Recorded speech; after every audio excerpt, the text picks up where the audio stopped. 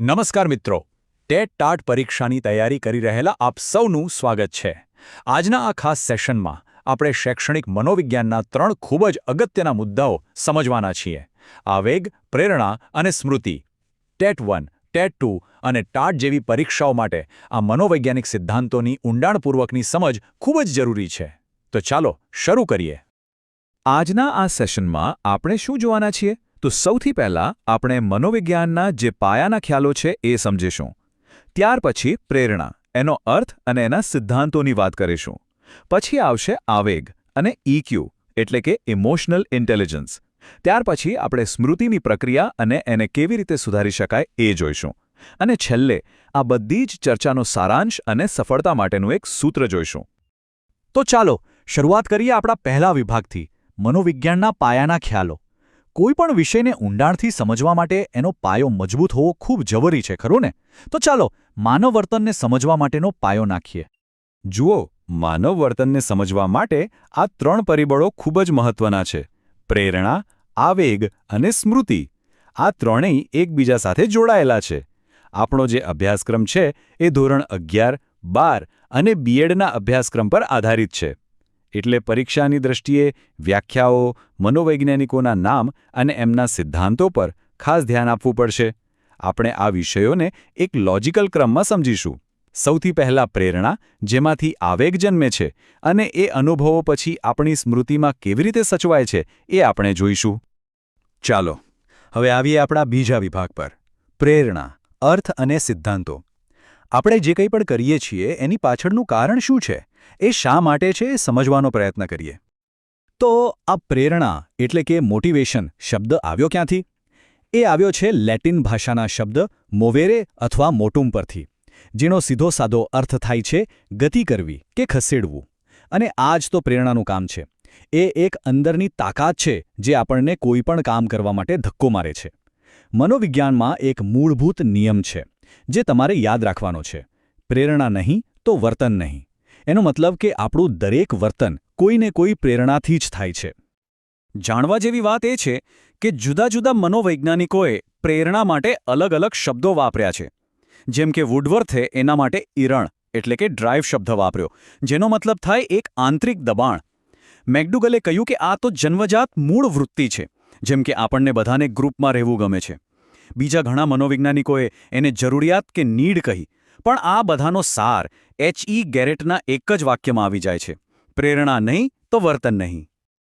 ચાલો હવે પ્રેરણાની કેટલીક મુખ્ય વ્યાખ્યાઓ પર નજર કરીએ જે પરીક્ષામાં સીધી પૂછાઈ શકે છે. ગેરેટે તો બહુ સરળ રીતે કહી દીધું: પ્રેરણા નહીં તો વર્તન નહીં. સોરેન્સન કહે છે કે પ્રેરણા એક આંતરિક બાબત છે જે આપણને કોઈ કામ કરવા માટે પ્રેરણા આપે છે.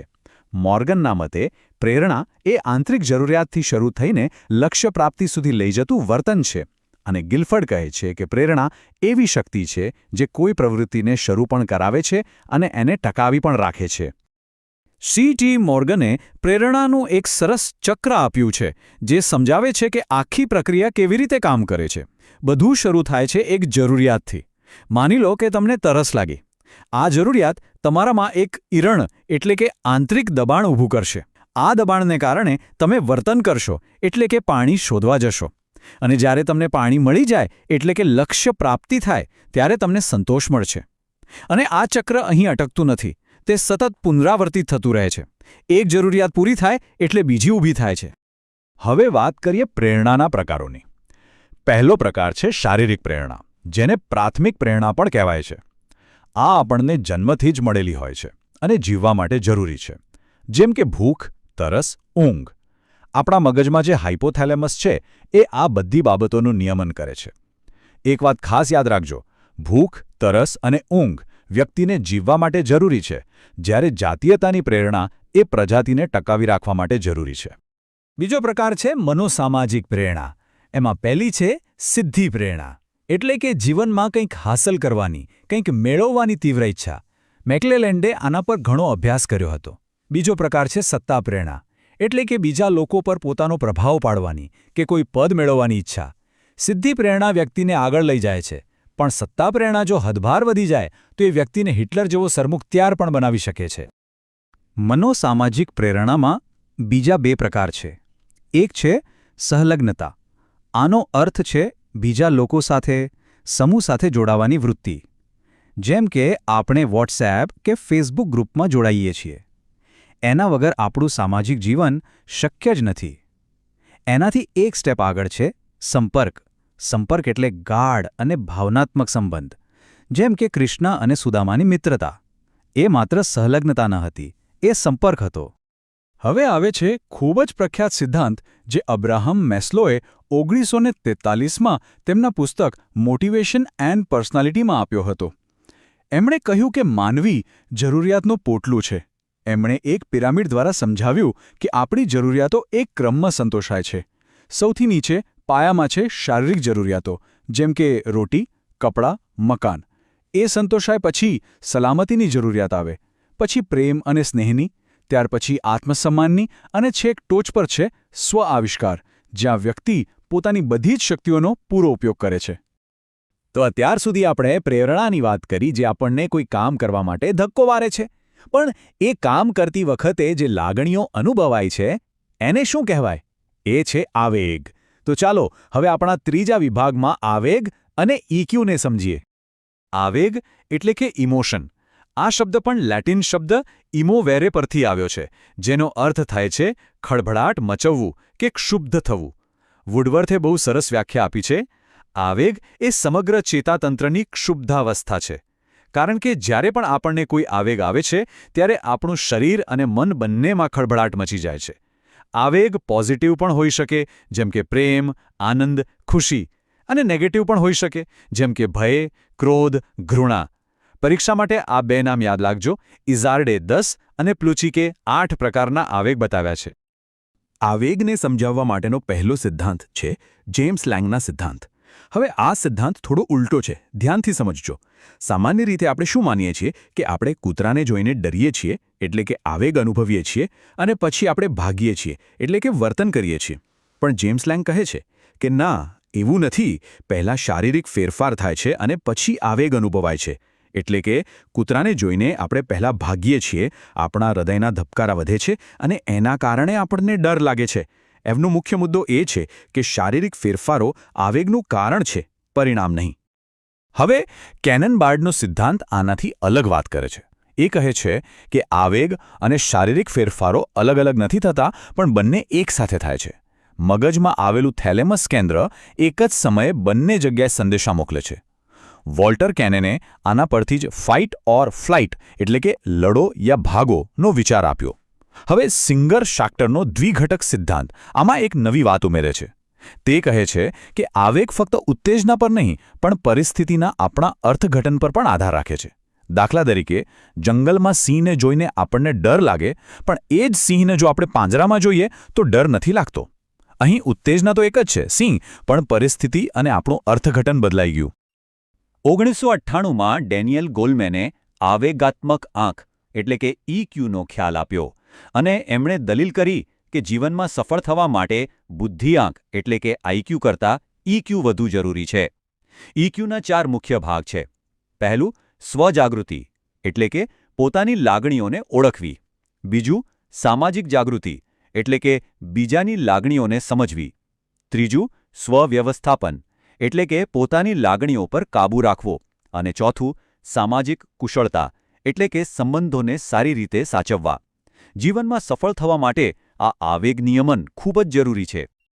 ચાલો હવે આપણા ચોથા અને છેલ્લા મુખ્ય વિષય પર આવીએ, સ્મૃતિ. આપણે જે કંઈ પણ શીખીએ છીએ, અનુભવીએ છીએ, એ આપણું મગજ કેવી રીતે સંગ્રહે છે અને જરૂર પડે ત્યારે યાદ કેવી રીતે કરે છે, એ પ્રક્રિયાને સમજીએ. સ્મૃતિ એટલે શું? વુડવર્થે બહુ જ સરળ વ્યાખ્યા આપી છે. સ્મૃતિ એટલે શીખેલાનો સીધો ઉપયોગ. આખી પ્રક્રિયા 3 મુખ્ય તબક્કામાં થાય છે. સૌથી પહેલાં માહિતીનું સંકેતાંકન થાય છે. એટલે કે માહિતી આપણા મગજમાં દાખલ થાય છે. પછી એ માહિતીનો સંગ્રહ થાય છે. એટલે કે એ સેવ થાય છે. અને છેલ્લે જ્યારે જરૂર પડે ત્યારે એ માહિતીની પુનઃપ્રાપ્તિ થાય છે. એટલે કે આપણે એને યાદ કરીએ છીએ. આપણી સ્મૃતિના મુખ્ય 3 પ્રકાર છે. સૌથી પહેલી છે સાંવેદનિક સ્મૃતિ. એ 1 સેકન્ડ કરતાં પણ ઓછા સમય માટે માહિતી રાખે છે. જો આપણે એ માહિતી પર ધ્યાન આપીએ તો એ ટૂંકા ગાળાની સ્મૃતિ એટલે કે શોર્ટ ટર્મ મેમરી એસટીએમમાં જાય છે. એસટીએમ લગભગ 20થી 30 સેકન્ડ માટે 5થી 9 જેટલી વિગતો યાદ રાખી શકે છે. આ 7+-2નો નિયમ જ્યોર્જ મિલરે આપ્યો હતો.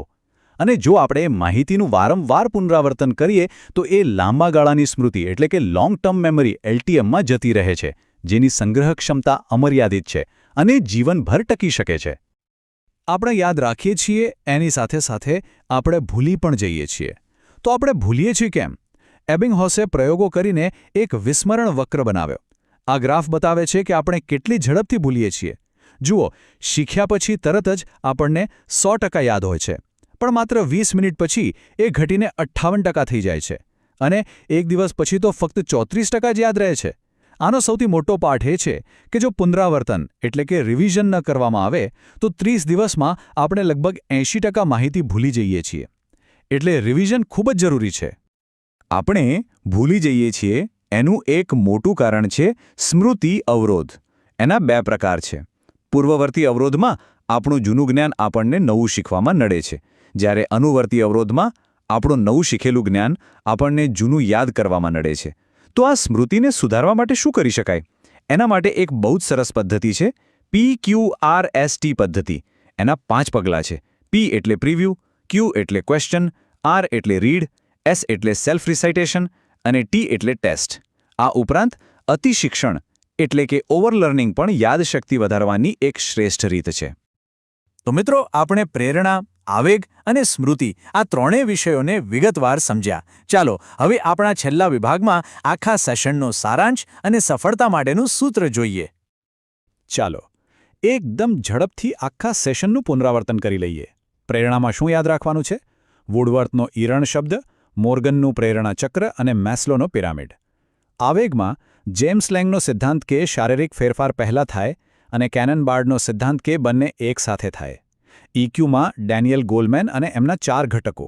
અને સ્મૃતિમાં મિલરનો 7+-2નો નિયમ, એબિંગહોસનો વિસ્મરણ વક્ર અને સ્મૃતિ સુધારવા માટેની PQRST પદ્ધતિ. અને અંતે સફળતાનું સૂત્ર. યાદ રાખજો, સફળતા બરાબર છે સખત મહેનત પ્લસ સાચી દિશા પ્લસ પુનરાવર્તન. ભવિષ્યમાં શિક્ષક તરીકે આ મનોવૈજ્ઞાનિક સિદ્ધાંતો તમને વિદ્યાર્થીઓના વર્તનને સમજવામાં પાયાનું કામ કરશે. અત્યારે ટેટ-ટાટ પરીક્ષા માટે વ્યાખ્યાઓ અને મનોવૈજ્ઞાનિકોના નામ નિર્ણાયક સાબિત થશે. PQRST જેવી મનોવૈજ્ઞાનિક પદ્ધતિઓનો ઉપયોગ કરીને તમારી તૈયારીને વધુ મજબૂત બનાવો. આપ સૌને પરીક્ષા માટે ખૂબ ખૂબ શુભેચ્છાઓ.